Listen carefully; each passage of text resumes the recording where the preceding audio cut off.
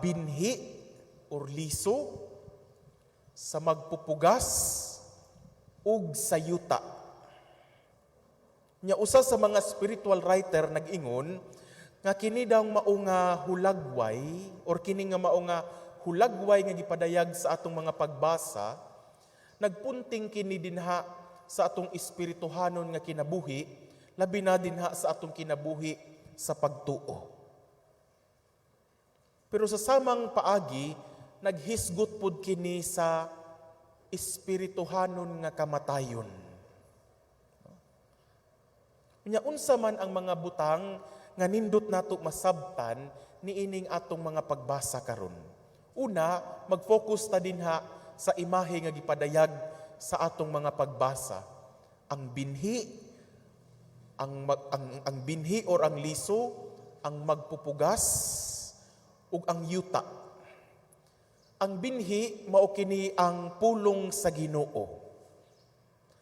Ang magpupugas mao kini ang Ginoo. Ang yuta mao kini ang kalidad sa atong kasing-kasing or ang kalidad sa pagdawat nato sa pulong sa Ginoo. No? The quality of heart, the quality of life that we have. Ang atong unang pagbasa o atong ebanghelyo, naghisgot sa samang imahe. No? Ang binhi, ang magpupugas, ug ang yuta. No? Ang pulong sa Ginoo, ang Ginoo, ug ang tao, or kitang mga tao. Pero kung atong mabantayan, ang binhi nga gihisgutan, it is a good kining liso. It's a good seed. Maayo siya nga liso. Bisan asa siya ibutang, mutubo gayud siya. Ang magpupugas is an expert also dinha sa iyahang trade or sa iyahang buhat. No? Kabalo siya asa mopugas. Pero usahay, the quality of soil, no? Kining kalidad sa kinabuhi, sa kasing-kasing nga mudawat sa liso or mudawat sa binhi, usahay dinha magmatter. Kung mutubo ba ang liso or mutubo ba ang pagtuo nga gipugas dinha sa atua or sa tagsa-tagsa kanato. Gani ang atong giebanghelyo, no, although taas-taas kayo ni siya, pero gi-explain dinhi kung unsa maning upat ka klase nga yuta or upat ka kalidad sa pagdawat or sa kining kalidad sa kinabuhi nga atuang ginapakita sa tagsa-tagsa kanato. No? Kung pangutan-on ko kamo, unsa man mga klase nga yuta karon, siguro makahuna-huna mo, yuta ba mo nga batuon or yuta nga anaa dinha sa dalan, yuta nga kining fertile or tabunok, or mura lang jud mo og naong og yuta. Mga igsuon, ang atong ebanghelyo tataw kaayo nga nagpadayag kanato nga sagad ang kalidad sa atong pagkatao or kinabuhi dinha magtubo ang pulong sa Ginoo. No? Kay kining pulong sa Ginoo nagpadayag man sa kamatuoran mahitungod sa gingharian sa Dios. The quality of life nga atong gipuy-an dinha mag-agad kung mutubo ba kining pulong sa Ginoo sa atong kinabuhi. Dinha mag-agad kung mulambo ba kining pagtuo nga gipugas kanato dinhi sa atong kinabuhi. No? Una nga gihisgutan dinhi sa atong ebanghelyo kining pulong sa Ginoo or kining binhi or liso nga nahulog sa dalan.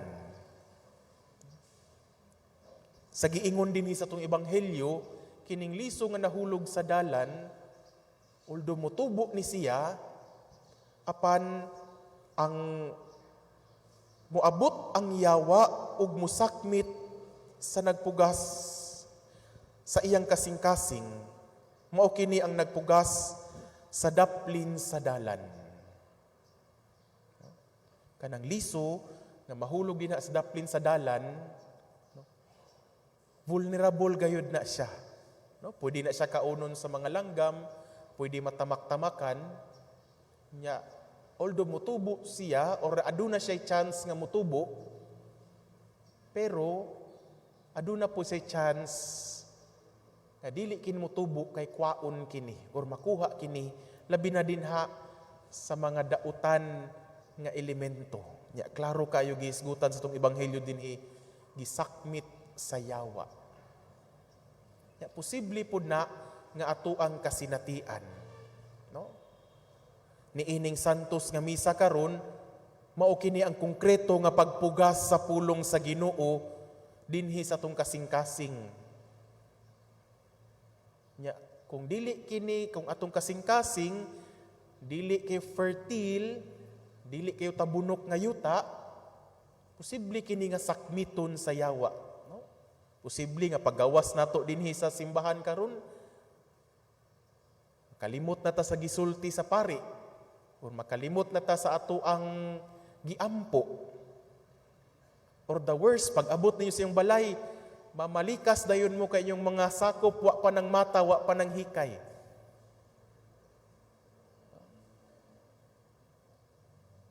Usahay, bantayan nato ang atong tagsa-tagsa kakinabuhi. No nga, wala untay dautan nga makasakmit ni ini. Wala untay dautan nga makadisturbo ni ini. Aron mutubo dinha sa atong kasing-kasing ang pulong nga gipugas sa Ginoo. Ikaduha nga gisgutan sa atong ebanghelyo, kining liso nga nahulog dinha ibabaw sa kabatuan. Kining rocky ground. Tungod kay kabatuan man siya, gamay lang ang yuta nga naa dinhi. Giingon dinhi nga mutubo man kini, apan tungod kay wala kini igo nga gamot, malaya kini pag-abot sa adlaw.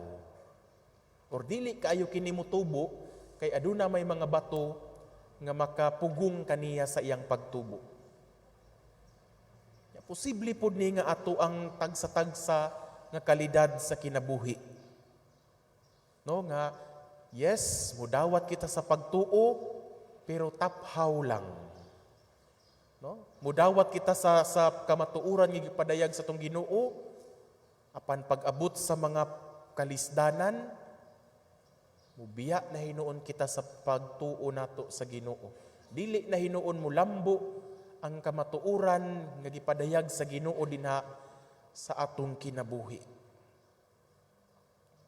Mao na nga nindot na usab nato lantawon kung unsa man ang mga butang nga makababag kanato sa pagtubo dinha sa atong espirituhanon nga kinabuhi.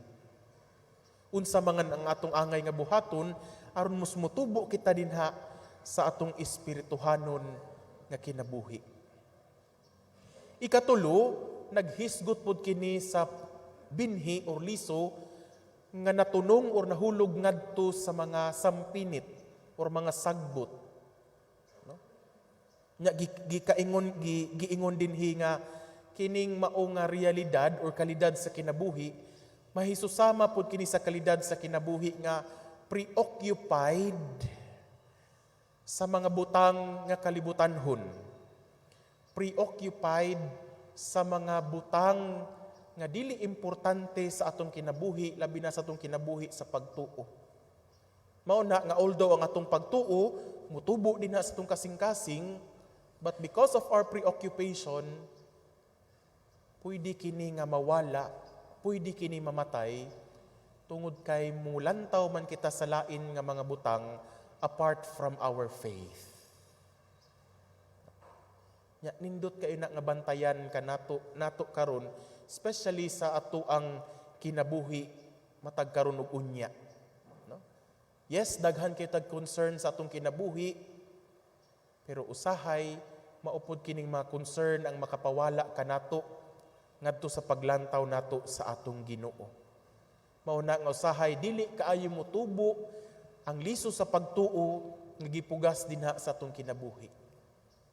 Mao na nga nindot kaayo pud nato nga ma-realize nga bisan pa ang liso mahulog dinha sa dili kaayo maayo nga yuta, pero we have to trust the sower, no? Musalig kita dinha sa magpupugas nga mao ang atong Ginoo.